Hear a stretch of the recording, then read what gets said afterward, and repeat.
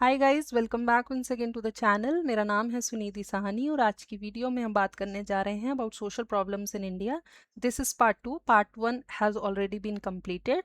उसमें हमने women related problems, उनके से रिलेटेड एक्ट्स और आर्टिकल्स के बारे में पढ़ा था। विमेन रिलेटेड प्रॉब्लम्स में हमने honour killing, domestic violence act, इन सब के बारे में बात करी थी। प्लस हमने फीमेल इन्फेंटिसाइड एंड फीटिसाइड के बारे में भी उस वीडियो में बात करी थी और इनसे related important acts and articles हमने उस वीडियो में कवर कर लिया। तो अगर आपने पार्ट 1 नहीं देखा है, विमेन रिलेटेड प्रॉब्लम्स के बारे में आपने अभी तक नहीं पढ़ा है, तो आप उस वीडियो को जाके देख सकते हैं। वीडियो का लिंक डिस्क्रिप्शन बॉक्स में भी है और ये आप ऊपर आई बटन पे भी क्लिक करके उस वीडियो को डायरेक्टली देख सकते हैं। ओके, तो आज इस वीडियो में पार्ट 2 में हम डिस्कस करने वाले हैं drug addiction, poverty, types of poverty, unemployment, relative deprivation. मैंने सारे टाइप्स ऑफ पावर्टी अनएम्प्लॉयमेंट को ऐड नहीं किया है, मैंने उनको ऐड किया है जो हमारे एग्जाम के पर्सपेक्टिव से इंपॉर्टेंट है। Social exclusion, human trafficking, environmental conventions, मैंने इसमें सारे के सारे ऐड कर दिए हैं जो हमारे एग्जाम से रिलेटेड हैं। प्लस हमें जुवेनाइल या ये कह दीजिए चाइल्ड प्रॉब्लम्स, जुवेनाइल डेलिक्वेंसी या चाइल्ड या एडल्ट रिलेटेड जो भी क्राइम्स होते हैं, जो child, when the child is treated as an adult, like juvenile justice act 2015, उसके बारे में आज हम इस वीडियो में बात करने जा रहे हैं। जैसे कि मैंने कहा कि इंपॉर्टेंट आर्टिकल्स एंड एक्ट्स को हम इसमें कवर करेंगे। Plus there is one more important thing, अगर आप सोशोलॉजी या सोशल वर्क के लिए भी अगर प्रिपेयर कर रहे हो तो ये वीडियो आपके लिए हेल्पफुल है, या किसी भी ऐसे एग्जाम के लिए जिसमें सोशल प्रॉब्लम्स या क्राइम्स के रिलेटेड टॉपिक्स आते हैं, तो आप इस वीडियो को देख सकते हो बिकॉज ये आपके लिए हेल्पफुल होगी और ये सारे के सारे कॉमन टॉपिक्स हैं जो कि पूछे ही जाते हैं। ओके, तो हमारा सबसे पहला जो कॉन्सेप्ट है वो क्या है? पहले हम इकोनॉमिक एंड सोशल डेप्रिवेशन या प्रॉब्लम्स के बारे में डिस्कस कर रहे हैं। कुछ इंपॉर्टेंट कॉन्सेप्ट्स हैं, उनके मीनिंग्स के बारे में जान लीजिए। पावर्टी क्या होती है? पावर्टी एक ऐसी स्थिति है जिसमें इंडिविजुअल जो है वो फाइनेंशियल रिसोर्सेज या ये कह दीजिए उसके पास जैसे फॉर एग्जांपल मनी नहीं है for a minimum standard of living. मतलब अगर एक मिनिमम स्टैंडर्ड ऑफ लिविंग का मतलब होता है आप ठीक ठाक खाना खा रहे हैं, आपके पास साफ पानी है पीने के लिए, आपके सर के ऊपर छत है, चाहे किराए की ही छत हो, लेकिन अगर आपके सर के ऊपर छत है तो दैट मीन्स, ओ सॉरी, अगर नहीं है तो दैट मीन्स कि आप पावर्टी की क्राइटेरिया में आ जाते हो। Absolute poverty and relative poverty, इनके बीच का डिफरेंस आपको पता होना चाहिए। एब्सोल्यूट पावर्टी का मतलब होता है जब आप अपनी बेसिक नीड्स जैसे कि खाना पीना, पानी, साफ पानी, शेल्टर, अगर आप इसको भी पूरा नहीं कर पा रहे हो तो एब्सोल्यूट पावर्टी के केस में आते हो। रिलेटिव पावर्टी या ये कहो कि रिलेटिव डेप्रिवेशन, मैं पहले भी एमसीक्यूज में इस टॉपिक को डिस्कस कर चुकी हूँ। रिलेटिव डेप्रिवेशन, ये दो कॉन्सेप्ट जो है बहुत रिलेटेड है। रिलेटिव का मतलब होता है किसी से हम कंपैरिजन शो कर रहे हैं, like I am comparing my situation with my friend और विद मेरा पड़ोसी। मैं अपने पड़ोसी को, मैं जैसे साइकिल चलाती हूँ लेकिन मेरा पड़ोसी जो है वो गाड़ी से चलता है, 4 पहिए वाले गाड़ी से चलता है, तो मैं अपन मतलब उसके कंपैरिजन में मैं जो हूँ, मेरी स्थिति उसके कंपैरिजन में खराब है। तो being poor compare to others in your specific society, आप पुअर उसके कंपैरिजन में, किसी से कंपैरिजन में, that is relative poverty. Unemployment क्या होती है? बेरोजगारी का मतलब है जब लोग who are willing to work and they are not able to find the job, that is called unemployment.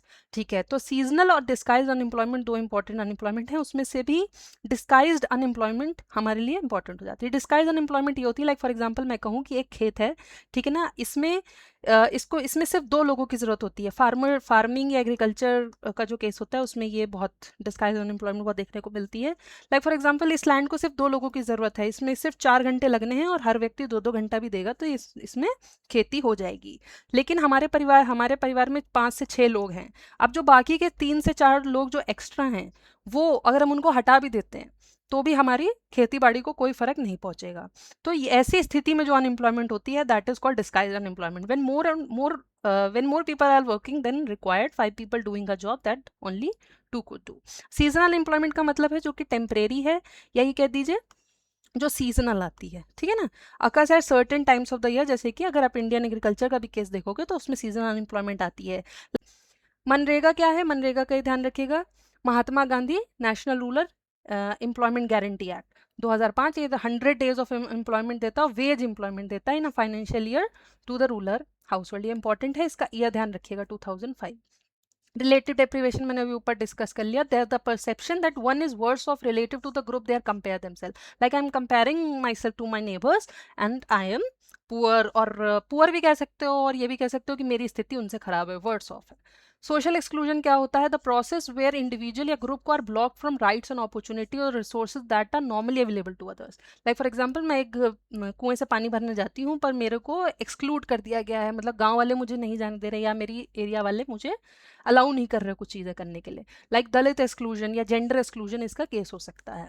Article 17 जो है वो इसी एक्सक्लूजन के खिलाफ है, मतलब abolition of untouchability.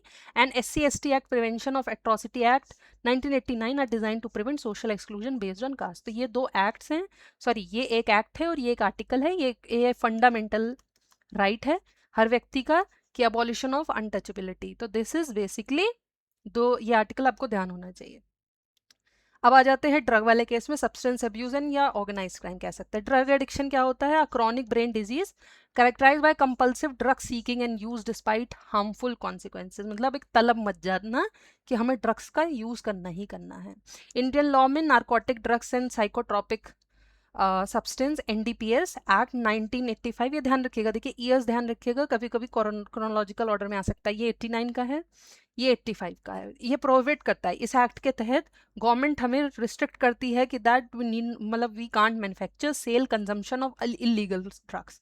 Article 47 of the constitution, article 47 comes under what? DPSP, ये ध्यान रखिएगा। ये फंडामेंटल राइट नहीं है, ये DPSP है, इसलिए मैंने यहाँ पे स्पेशली मेंशन किया कि ये DPSP है। तो article 47 of the constitution directs the states to endeavour to bring about the provision of consumption of intoxicating drinks and drugs. Human trafficking के लिए क्या है? Illegal trade. ट्रैफिकिंग का मतलब है, ह्यूमन ट्रैफिकिंग का मतलब है लोगों की तस्करी करना। Illegal trade of humans for the purpose of force labour, sexual slavery या commercial sexual exploitation, that is basically the case of human trafficking. अब इसके लिए क्या प्रावधान है इंडिया में? Article 23, again article 23 is the fundamental right, remember this। तो article 23 of Indian Constitution prohibit the traffic in human beings and beggar। Immoral Trafficking Prevention Act ITPA 1956 and section 370 of IPC provide the prosecution of traffickers। तो ये important IPC है और ये important act है और ये एक आर्टिकल है जो कि related है with what? Human trafficking. तो रिमेंबर दिस, ठीक है ना। तो ये अभी हमने ड्रग वाले का केस देखा और second case was human trafficking. फिर आ जाते हैं हम जुवेनाइल डिलिक्वेंसी। जुवेनाइल का मतलब क्या होता है? ऐसा बच्चा ये कहो कि ऐसा ह्यूमन बीइंग जो अभी किसी एक प्रॉपर एज क्राइटेरिया में आता है, ठीक है ना। लाइक हम कहेंगे 18 साल से जो नीचे के बच्चे लोग होते हैं या बच्चे होते हैं वो that is basically comes under juvenile, हम ऐसा कह सकते हैं। दूसरा डेलिक्वेंसी का मतलब होता है भटकाव हो जाना, ठीक है ना, डेवियंस, बेसिकली डेवियंस हम कहते हैं। अब यहाँ पे कुछ चीज़ें मैंने ऐड कर दी हैं, इसमें हमें पूरा नहीं देखना है, let me make it bigger for you. तो अगर हम चाइल्ड और जुवेनाइल में क्या डिफरेंस है, देखिए universally UNCRC age any person under 18 years, और जुवेनाइल के केस में कौन है? 17 से 18 साल के जो बीच के हैं, varying by jurisdiction focusing on criminal responsibility, ये चीज़ आ जाती है। खैर ये हमें इतना इस पर ध्यान नहीं देना है, हमें बस ये ध्यान रखना है कि UNCRC के हिसाब से भी चाइल्ड की क्राइटेरिया में 18 साल से नीचे के बच्चे आते हैं, ठीक है ना। और क्योंकि इसलिए यहाँ पे इसलिए लिखा है फोकस वेरिंग बाय जुरिडिक्शन का मतलब है हर देश में, हर कंट्री का अपना एक जुरिडिक्शन होता है, अपना एक कानून होता है, ठीक है ना। तो सब जगह सेम नहीं होता, लेकिन ये यूनिवर्सली है, यूनिवर्सली ये रिकॉग्नाइज किया जाता है कि 18 साल से जो नीचे का व्यक्ति होता है वो चाइल्ड की कैटेगरी में आता है, ठीक है ना। बाकी हमें इतना ध्यान नहीं देना है। ये मैंने एक चार्ट ऐड किया है, इसमें हमें बस इंपॉर्टेंट चीज़ें देखनी है। जैसे यहाँ पे आप इतना चाहे इस पे इतना ध्यान ना दीजिए, चाहे एक बार के लिए आप इस पे ध्यान ना दीजिए, आप यहाँ पे एक्ट्स पे ध्यान दीजिए। Child and adolescence labour provision regulation act 1986, protection of, ये पॉस्को एक्ट है 2012 का, पॉस्को का फुल फॉर्म है children from the sexual offences.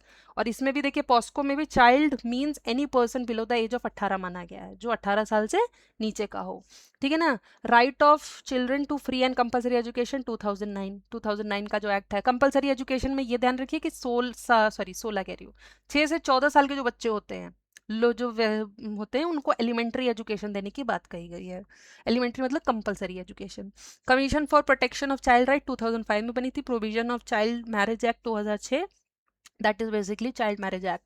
तो इसमें मेल 18 साल 21 साल का होना चाहिए, जो फीमेल है वो बिलो 18 के मानी जाएगी, वो चाइल्ड माने जाएंगे, मतलब जो 21 साल से नीचे के होंगे मतलब बॉयज़ में, मतलब लड़कों में कह रहे हैं कि 21 साल से जो नीचे के होंगे वो चाइल्ड हैं, और जो 18 साल से नीचे की लड़कियां होंगी वो चाइल्ड की कैटेगरी में आएंगी। इसीलिए जो मैरिज की एज है इंडिया में, वो लड़कों को होना चाहिए 21 साल का, और जो फीमेल्स हैं वो 18 साल की उम्र में शादी कर सकती हैं, लेकिन इनसे छोटे होंगे तो वो चाइल्ड मैरिज के खिल वो हो जाएगा।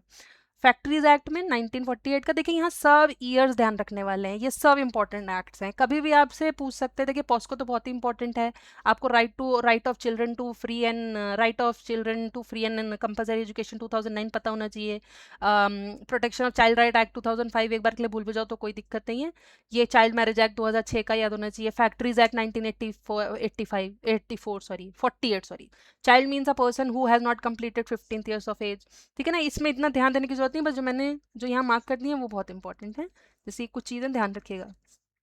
गार्जियन एक्ट ये इतना ध्यान देने नहीं, ये इंपॉर्टेंट है। जुवेनाइल जस्टिस, अब ये केयर एंड प्रोटेक्शन एक्ट हो गया है, अमेंडमेंट हुआ था इसमें, दैट्स वाई। ठीक है ना, तो इसके केस में इसमें देख लीजिए, जुवेनाइल होता है वो बच्चा जो कि 18 साल से नीचे का है। Child means a person who has not completed 18 years, and child in conflict with law. अभी हम इसमें अभी आगे डिस्कस करेंगे, जुवेनाइल जस्टिस एक्ट को हम डिस्कस करेंगे, तो उसमें हम दो कैटेगरीज पढ़ेंगे, एक child in conflict with law होगा, ठीक है ना, और एक child in protection of law होगा। दो कैटेगरीज में ये जो मैंने बोला, जैसे कि मैंने बोला ये अमेंडमेंट एक्ट है 2015 में, इसको अमेंड करके लाया गया है। ठीक है ना, तो juvenile justice care and protection of children act 2015 amended act है, और उसमें ये दो कैटेगरीज को ऐड कर दिया गया, और भी प्रावधान हुए हैं जो कि अभी हम बात करेंगे।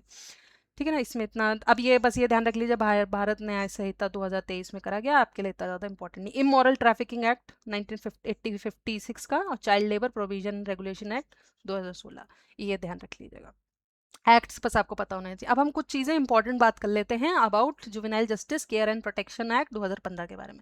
सबसे पहले तो इसने 2000 मतलब because it's an amended act, तो 2000 में जो एक्ट आया था जुवेनाइल जस्टिस का एक्ट 2000, उसको इसने रिप्लेस किया है। To better the address of the needs of the children in conflict with law and those in the care of law. ये देखिए मैंने, ये पहली कैटेगरी है, children in conflict with law, जो कानून से किसी न किसी विरोध में है, या ये कह दीजिए कन्फ्लिक्ट का मतलब किसी तरीके से लड़ाई झगड़े में है, किसी तरीके से कि उनके बीच में कोई ना कोई खटाश है या कोई प्रॉब्लम में है। और केयर और प्रोटेक्शन में ये है कि जो बच्चे किसी तरीके से या लाइक फॉर एग्जांपल अनाथ हैं, या वो उनको किसी तरीके की ज़रूरत है कानून की, तो that is care and protection में आते हैं। Then we have to see that in India child और juvenile is legally defined as any person who has not completed 18 years of age under juvenile justice act 2015। This includes children in care और protection as well conflict with law, as I already said. Okay, हमें की मतलब जैसे कि मैंने बताया दिया, पहले ही बता दिया, children in conflict with law, children in need of care and protection, ये ध्यान रखिएगा। कौन कौन से प्रोविजन इसके अंदर आए? जुवेनाइल जस्टिस बोर्ड बनाया जाएगा, चाइल्ड वेलफेयर कमेटी बनाने की बात कही गई है, और हीनियस ऑफेंसेस के लिए ये प्रोविजन ऐड किया गया है।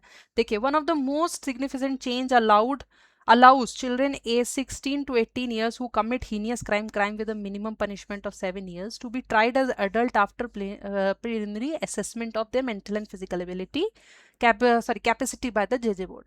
मतलब ये बेसिकली बात हो रही है जो हमारा निर्भया कांड हुआ था 2012-13 का, उसके रिलेशन में बात हो रही है, क्योंकि निर्भया कांड हुआ उसके बाद ही जुवेनाइल जस्टिस एक्ट 2015 आया है, मतलब अमेंडमेंट एक्ट हुआ है। क्यों? क्योंकि उसमें जो एक कन्विक्ट था वो 16 साल का था, और बिकॉज हमारे देश में तब वो लॉ नहीं था, तब जो है जो 16 साल से नीचे, जो 18 साल से नीचे के बच्चे होते हैं उनको हम एज अ चाइल्ड ट्रीट करते हैं, और चाइल्ड को कभी भी फांसी नहीं दी जा सकती है।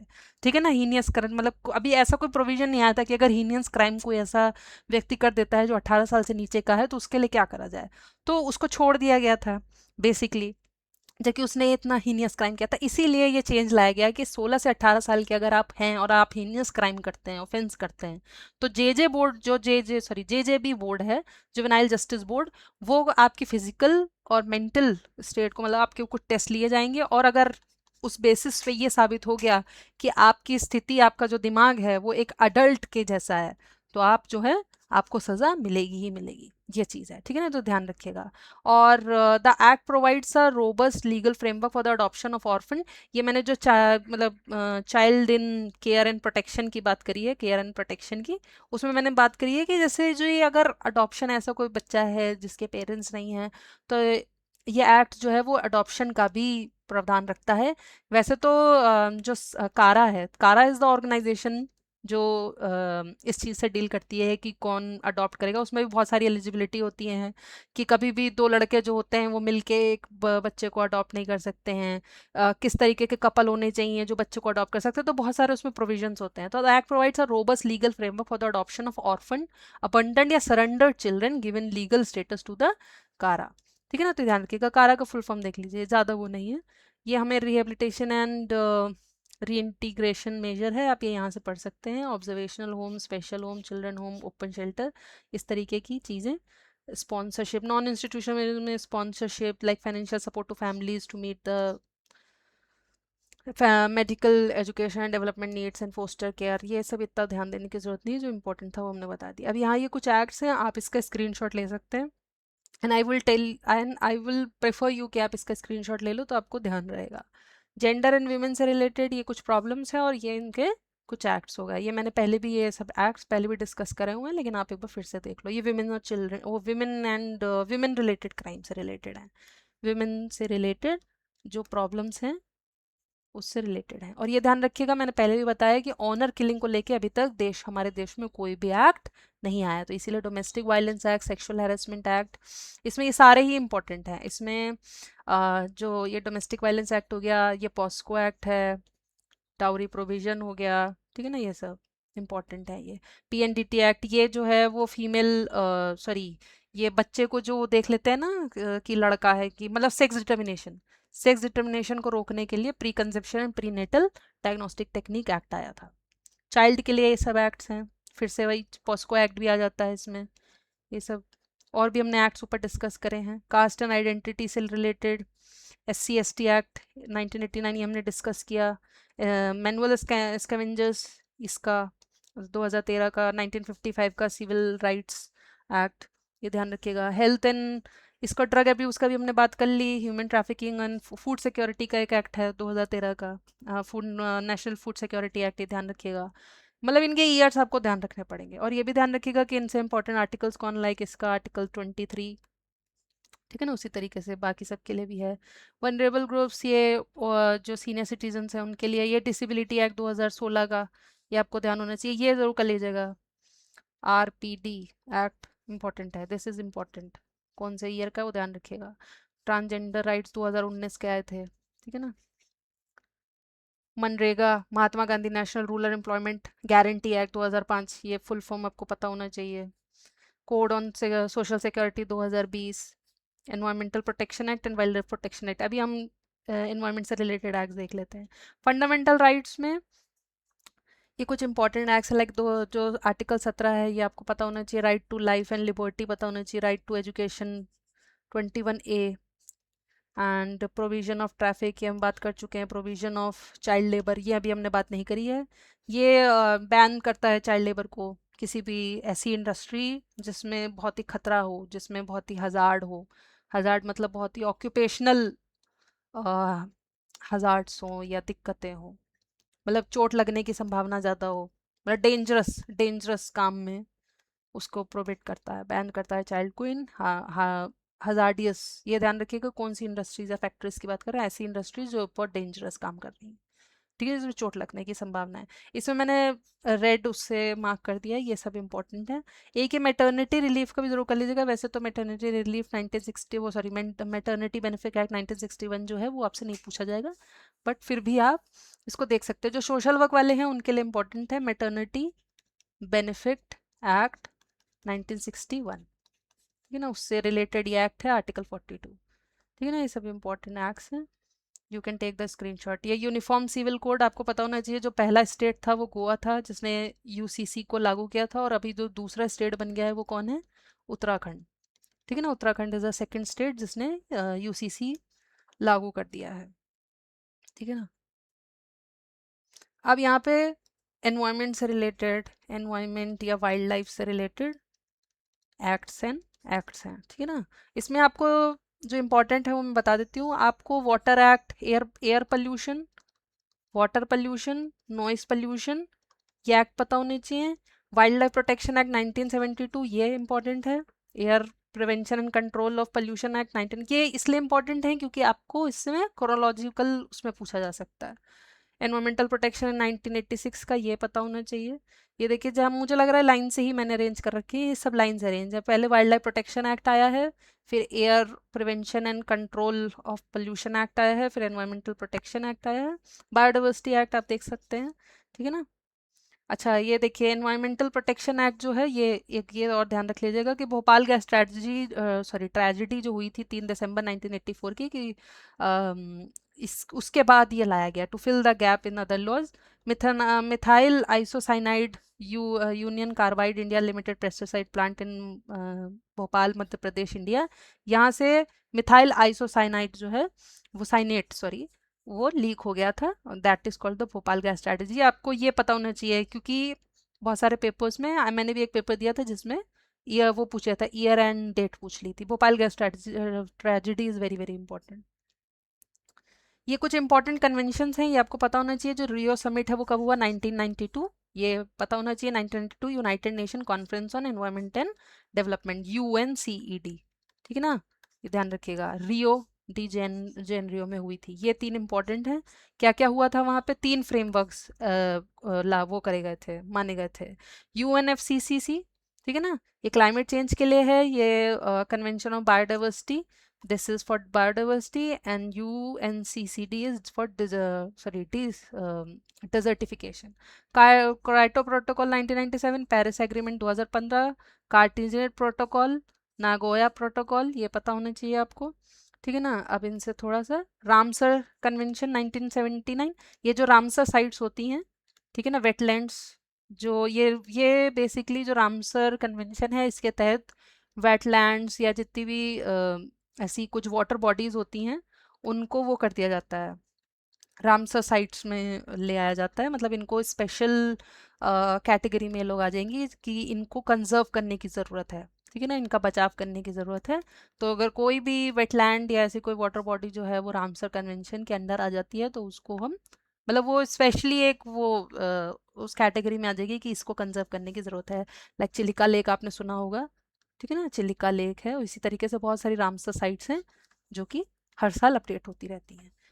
cities is basically convention on international trade and endangered species of wild fauna and fauna is basically animal and flora is for plants, ठीक है ना। ये आपको बस ये पता होना चाहिए कि ईयर कौन कौन से हैं, ठीक है ना। For species extension and habitat loss के लिए ये सब है। CMS बोन कन्वेंशन 1978 का, ये माइग्रेटरी बर्ड्स या वाइल्ड लाइफ एनिमल्स के लिए होता है, ये ध्यान रखिएगा। अब यहाँ पे जो वीना कन्वेंशन है, मॉन्ट्रियल प्रोटोकॉल है, साल याद होना चाहिए, 87 ये, इसमें ओजोन लेयर के लिए है। इसमें आपसे ये पूछ लेंगे कि वीना कन्वेंशन या मॉन्ट्रियल कन्वेंशन जो प्रोटोकॉल बेसिकली किससे रिलेटेड है, तो ये ओजोन लेयर डिप्लेशन से रिलेटेड है, ये आपको पता होना चाहिए। यहाँ मेन चीज़ मैंने आपको बता दी। बेसल कन्वेंशन किससे रिलेटेड है, हजार्डियस वेस्ट से रिलेटेड है। Rotterdam convention is related to informed consent for hazardous chemicals and pesticide in international trade, ये इंपॉर्टेंट है। स्टॉकहोम कन्वेंशन 2001, ये POPs के लिए है, ठीक है, परसिस्टेंट ऑर्गेनिक पोल्यूटेंट्स, उससे रिलेटेड है। और Minamata convention is related to mercury, ये मरकरी के लिए किया गया है। तो ये आपको ईयर्स प्लस आपको ये भी पता होना चाहिए कि ये कन्वेंशन किसके लिए है। लाइक जो, एक मिनट बता देती हूँ, जो कायोटो प्रोटोकॉल है, मॉन्ट्रियल प्रोटोकॉल हो गया, और कौन सा है, और कौन कौन है इसमें, स्टॉकहोम कन्वेंशन हो गया, ठीक है ना, स्टॉकहोम कन्वेंशन हो गया। एक ब्रुटलैंड कमीशन बैठी थी, उसके बारे में आपको, ब्रुटलैंड कमीशन के बारे में आपको पता होना चाहिए, उनकी रिपोर्ट के बारे में आपको पता होना चाहिए। ये सब मैं MCQs के साथ भी इन सब चीज़ों के बारे में बात कर चुकी हूँ। ये कुछ इंपॉर्टेंट इन्फॉर्मेशंस थी, ये कुछ इंपॉर्टेंट आर्टिकल्स एंड एक्ट्स थे जिनके बारे में आपको पता होना चाहिए। And I hope I have covered everything, and thanks for watching this video. अगर आपको ये वीडियो अच्छी लगी है तो kindly like share and subscribe the channel. आप हमें हमारे टेलीग्राम चैनल @GK ज़रूरी है पर भी ज्वाइन कर सकते हैं। सारी की सारी जो PDFs और वीडियोस की अपडेट होती हैं वो मैं इस चैनल पर डाल देती हूँ। Once again thanks for watching this video. फिर मिलेंगे एक नेक्स्ट वीडियो के साथ, तब तक के लिए आप लोग पढ़ते रहिए और हमेशा खुश रहिए।